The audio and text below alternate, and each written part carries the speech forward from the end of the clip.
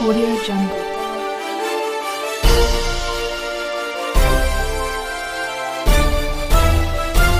Audio Jungle.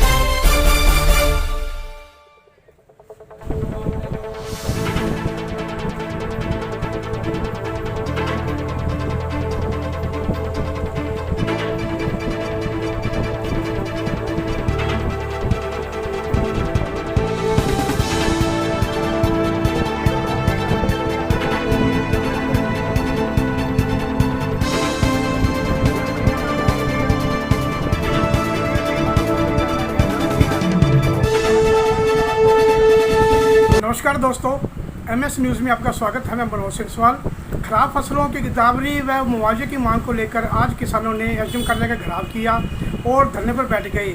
उन्होंने सरकार के खिलाफ जमकर नारेबाजी करते हुए गिरदावरी करवाने व मुआवजा देने की मांग की। इस संबंध में उन्होंने उपायुक्त के नाम एसडीएम की मार्फत एक मांग पत्र भी सौंपा, जिसे एसडीएम के उपस्थिति में तहसीलदार भुवनेश कुमार ने लिया।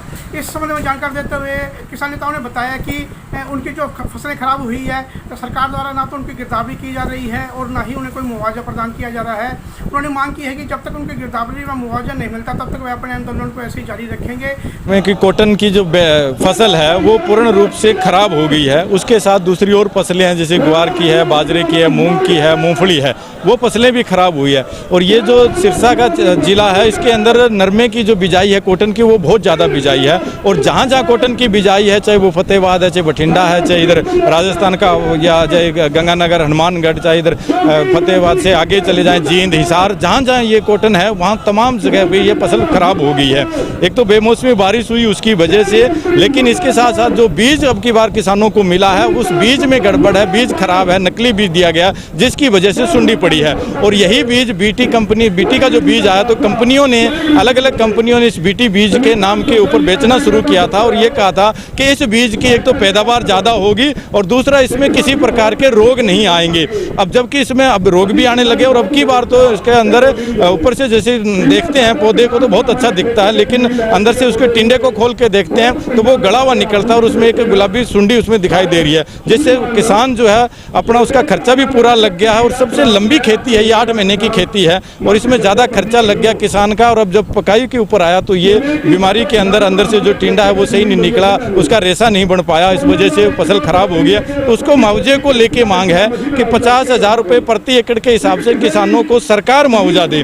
दूसरा, जो खेतीहर मजदूर है, जो किसानों के पास तो ज़मीन है लेकिन मजदूर के पास ज़मीन नहीं है, तो वो दिहाड़ी मजदूरी करके अपना टाइम पास करता है, तो सरकार उनको भी 15,000 रुपये एकड़ के हिसाब से उस खेतीहर मजदूर की भरपाई करे ताकि उसके भी टाइम पास हो जाए अगली फसल आने तक। और साडा धरना लाउण दा जी, कुछ तो फसल पहला बरसात के कारण खराब हो गई, बेमौसमी बरसात आई और जिहड़ी रहिंदी सी 50% फसल, वो 30% फसल गुलाबी सुंडी के कारण बिल्कुल खत्म हो गई। अज किसान ते बहुत वड्डी मार पै रही है।